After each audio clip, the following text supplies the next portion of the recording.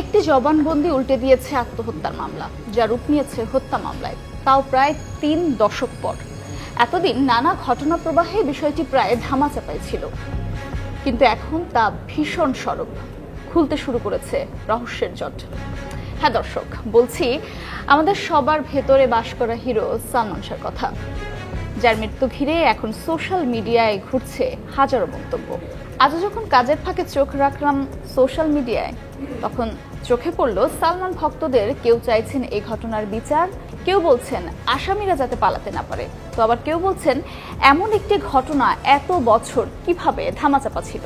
এসব ঘাটতে ঘাটতেই চোখে পড়ল সালমান শাহের মা নীলা চৌধুরীর একটি বক্তব্য, যেখানে তিনি বলছেন মৃত্যুর পর সালমান শাহের শরীরে পাওয়া গেছে ইনজেকশন পুশ করার দাগ।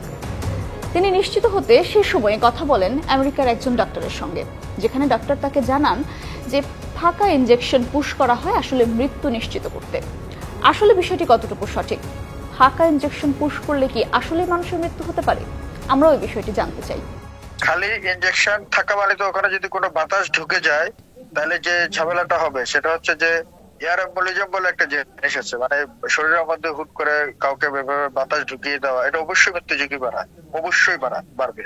ডাক্তারের বক্তব্যে এতটুকু স্পষ্ট যে আসলে ফাঁকা ইনজেকশনে হতে পারে মৃত্যু। তাই একটি ইনজেকশন আসলে সবসময় যে চিকিৎসার সরঞ্জাম হবে এমনটি নয়, এটি হতে পারে নীরব মৃত্যুর অস্ত্র।